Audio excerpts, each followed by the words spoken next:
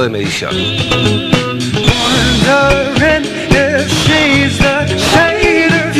La educación es la mejor herramienta para cambiar el mundo, opina María Cristina Gómez, y sin dudas ese concepto sobre la educación y sobre la necesidad que tiene el mundo de ser cambiado es lo que la ha llevado a estar entre los 50 mejores docentes del mundo que compiten por el Global Teacher Prize 2019 en Londres, mejor dicho en Dubái se va a realizar la premiación. ¿Cómo estás? Bien, María Cristina, bien, un gustazo tenerte acá, ¿eh? Encantada. Bueno, estás súper preparada para esto porque no solamente sos docente, sos máster en economía, licenciada en ciencia política, tenés un montón de... a ver, contanos un poco tu currículum, María Cristina, presentate vos. Bueno, no, yo estudié en la UCA, soy licenciada en historia, sí, hice un máster en economía y ciencias políticas en SEADE, y luego, bueno, sí, he transitado todos los niveles educativos, excepto el inicial, he pasado por todos ellos, y bueno, también he sido profesora universitaria, bueno, sí, hemos tenido una carrera intensa, claro, y linda. ¿Y ahora dónde estás? Ahora estoy en el Colegio Santa Margarita, en la zona de La Tablada, Villa Manuelita. ¿Primaria o secundaria? Secundaria, sí, soy profesora de secundaria, y en la escuela 572 del Seibo, en donde termina la calle Ovidio Lagos. En zonas muy vulnerables de la ciudad, podemos decir. Sí, en zonas complicadas. ¿Eso es Puente Gallego ya? No, un poco antes. Es antes. Bien. Has dictado clases en escuelas del centro, ahora te toca dictar clases en escuelas en zonas vulnerables. ¿Qué preferís para enseñar? ¿Dónde está la mejor materia prima, María Cristina?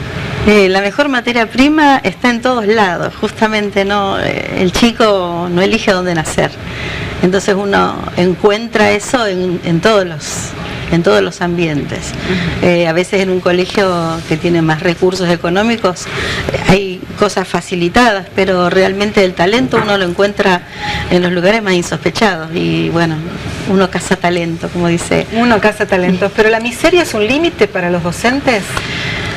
Bueno, yo creo que no. Creo que la mayoría agudizamos el ingenio y sacamos de donde no hay para atender a nuestros alumnos y darles lo mejor. Ciertamente con limitaciones de infraestructura y todo eso se hace más difícil, pero bueno, yo creo que está en la creatividad también, en el hecho de ir mejorando esta situación, ¿no? Y ofrecerle lo mejor a los chicos. ¿Cómo llega la escuela tanto de La Tablada como allá la del Seibo en la zona sur? ¿En auto o en colectivo? En auto. Ajá. En auto. ¿Y la mayoría de las docentes? Y generalmente vamos en auto, a veces en colectivo, o sea, la zona de La Tablada es una zona un poco más difícil.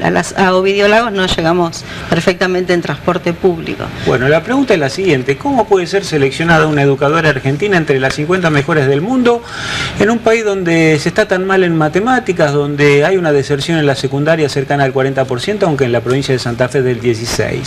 ¿Cómo en esas condiciones se puede ser? Y en todo caso, ¿a usted quién la vio? Bueno, yo creo que hay muchos docentes que están haciendo un excelente trabajo en muchos lugares, y que bueno, que en este momento me toca a mí hoy a lo mejor tener un poco más de exposición pública. Es cierto, ya lo he dicho en muchos sitios, que si la educación está mal, nosotros como docentes somos parte del problema, también parte de la solución. Yo creo que la solución va a ser, digamos, que la educación esté en el centro, es empezar por la solución, pero ciertamente el sistema educativo está en crisis y hacen falta muchas reformas, tal vez mucho más radicales, para poder mejorar lo que la estructura hace que vaya en detrimento de la calidad educativa. Siempre cuando vos hablas de los docentes somos parte de la solución, somos parte del problema, también tenemos que involucrar en eso al Estado, porque los responsables para capacitar al docente justamente son los estados, el Estado Nacional y el Estado Provincial. Y tengo una amiga licenciada en Educación, la doctora Karina Cabo, que es especialista en TICs, y siempre habla de que los docentes no están capacitados en nuevas tecnologías como para poder adaptarse a las nuevas mentalidades de los nativos digitales. ¿Qué opinas vos? Y es verdad, la verdad que es así. En general los docentes, la docencia es resistente al cambio, parece paradójico. Gente que trabaja con el conocimiento que sean resistentes a lo nuevo, pero es así. Y entonces, claro, es muy difícil, hay mucha resistencia a utilizar las nuevas tecnologías y animarse. De hecho, vos ves que yo ya no soy una chica, y bueno, hay mucha gente mucho más joven que yo que no se anima, ni mi blog, por ejemplo, yo lo puse a disposición de todos mis compañeros y es difícil que el compañero se anime, que prepare, es decir, hace falta mucho, ha habido mucha capacitación, es cierto, el Ministerio de Educación ha hecho mucha capacitación, pero falta mucho yo digo, el coraje, el animarse y que sea algo cotidiano, que no sea algo... Porque para los chicos no solamente es algo cotidiano, sino que es algo con lo que se levantan a la mañana y se acuestan a la noche, interactúan todo el tiempo con eso, y como vos decís, si la docente no se anima o le tienen miedo, es muy difícil poder acceder al lenguaje de los chicos. Sí, eso es una barrera que hay que vencer. Yo creo que, bueno, yo siempre fui muy curiosa, una familia así muy tecnológica, mira vos. y entonces siempre tuve curiosidad, pero la verdad que soy autodidacta porque me interesó hacer esto y bueno, lo fui aprendiendo sobre la marcha. Mi primera computadora, qué sé yo, mi hijo era bebé y teníamos una computadora que no tenía disco rígido en los sí, hace un montón de años. Bueno, en ese énfasis, es autodidacta, innovadora, tiene inquietud y voluntad para ver otros horizontes. Por ejemplo, en Finlandia ahora no hay más aulas por cursos, se da en salas generales. Usted en sus sueños, ¿qué cree, por ejemplo, que la escuela argentina debería ir hacia un camino determinado? ¿Con qué soñaría, por ejemplo, en cuanto a innovación o cambios estructurales? Yo creo que habría que, a ver, ahora nosotros somos muy proclives a copiar, entonces en una época se copiaba a los españoles, ahora está de moda Finlandia, creo que todo hay que adaptarlo a nuestra idiosincrasia, porque en Finlandia hay finlandeses, no hay argentinos, de manera que el producto siempre va a ser diferente, va a estar muy adaptado a nosotros. ¿Qué pediría? Mayor libertad, menos trabas burocráticas, que haya menos burocracia justamente para emprender proyectos, y bueno, fundamentalmente eso, ¿no? ¿Qué es por ejemplo, danos un ejemplo de una traba burocrática, María Cristina, para que la gente tenga una idea de qué te estás refiriendo? En general el sistema por la seguridad, por el mundo en el que vivimos, por ejemplo, para hacer una salida hay que pedir muchos permisos, todo tiene que pasar por el filtro de la supervisión, de manera que... La salida con los chicos, con los chicos, vamos al monumento, ponele. Lo que voy a decir a lo mejor no es muy simpático, pero parece que los directivos deben pedir permiso para todos los supervisores, con lo cual si bien el supervisor es un agente del Estado que cuida y vela por su circuito, también es cierto que están sobrecargados y en alguna medida es como papeles más papeles más papeles, un poco la historia de nuestra vida, ¿no? ¿Se acuerdan plantar el arbolito? Sí. Bueno, esto creo que le quita libertad a los directivos y los directivos creo que deberían tener mayor libertad para Pero eso emprender. No es para cuidar a los docentes, María Cristina. Te pregunto porque yo he escuchado en algunos casos algunos docentes dicen, yo no quiero sacar a los chicos porque es una enorme responsabilidad. Bueno, por ejemplo, en este caso puntual que estamos hablando. Es verdad, lo que pasa es que yo entiendo todo eso, tenemos los seguros, todo eso que lo debemos cuidar, por eso hice la salvedad, pero debería ser mucho más ágil, es decir, no puede ser que yo deba pedir no sé, llevar por ejemplo a mis alumnos, a diputados por un día con un mes de anticipación. Claro. El otro día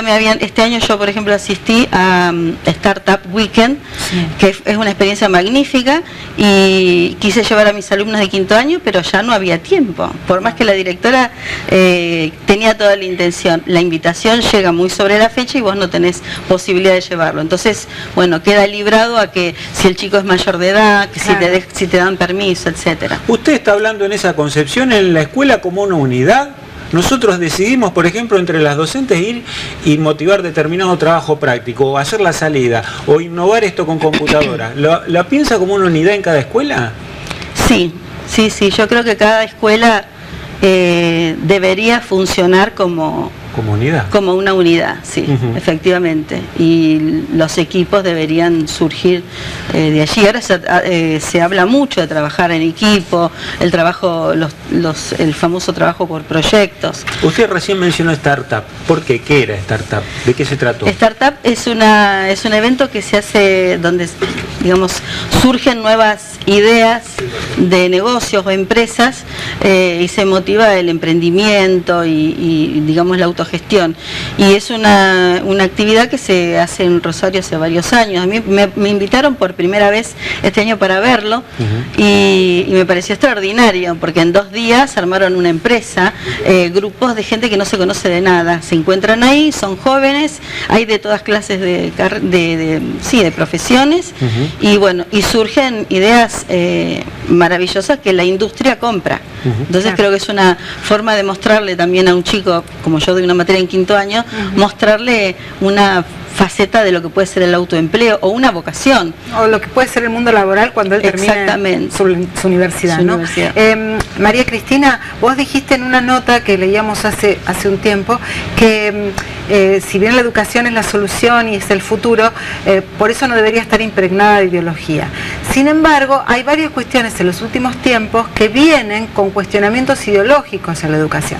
De hecho, la ley de educación, que la provincia de Santa Fe puede estar orgullosa de ser una de las primeras provincias que ha tenido ley de educación, está trabada en la Cámara de Senadores, todavía no pudo ser aprobada, salió aprobada de diputados prácticamente por unanimidad, en cambio en senadores está trabada y todavía no tenemos ley de educación, una pena porque llevó tanto tiempo elaborarla. Y uno de los principales cuestionamientos es el tema de la educación sexual integral, que en algunos sectores es considerada como nefasta por su contenido ideológico.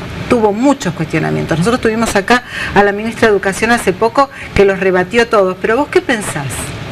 Bueno, de hecho en las escuelas donde trabajo existe la perspectiva de la educación sexual integral. Porque acá en la provincia de Santa Fe existe desde claro, muchos años, pero ahora estaría complementada con yo creo que se debe respetar en primer lugar se debe respetar a los chicos, a los jóvenes y a sus familias, es decir, por eso siempre hablo de la libertad. Una persona que, digamos, está en un colegio confesional, sabemos cuál es el perfil de un colegio confesional, como donde yo trabajo, pero yo también trabajo en la escuela pública. Entonces, el marco de la ley de educación sexual integral, creo que es el marco de la libertad, y creo que en eso se deben respetar todas las posiciones, fundamentalmente de los padres, que son los primeros educadores. Entonces creo que en eso, y bueno, hay también mucha cosa de llevar para un lado y para el otro desde otro lugar político, y entonces queda esto como teñido de algo más bien politizado, que yo creo que no es el sentido de esto, que es algo tan necesario que nosotros venimos desarrollando con una perspectiva integral, porque la educación sexual no es solamente genitalidad, es educación afectiva, es responsabilidad, bueno, toda la persona es un ser único, no es solamente digamos, algo solamente sexual o genital. Entonces creo que a veces se lleva para ese lado y ahora está todo tan revuelto con tantas otras cosas que se pierde la perspectiva global y estamos, digamos, entrando en cuestiones que solamente separan, desunen. Claro, y bueno, ya está comprobado que ha tenido sus efectos positivos a partir del momento que hay 300 denuncias en la provincia de Santa Fe por abusos efectuadas por los chicos en la contención que implica el dictado de la ESI, ¿no? En el momento que están hablando de eso, los chicos descubren que han sido abusados, así que ahí está el efecto positivo. Se viene, entonces, ¿cuándo te vas a Dubái? En marzo. En marzo, ahí está. ¿Y si ganas, qué pasa? Porque primero hay una preselección, quedan 10, de los 50 quedan 10. Sí, eso se va a saber allí, o sea, no lo vamos a saber antes. Bueno, sí, no creo que sea. ¿Por qué? Porque, bueno, ya lo dije muchas veces, creo que hay gente que está haciendo cosas alucinantes, no sé, en la India, en la Franja de Gaza, por decirlo, o sea, en lugares que son realmente...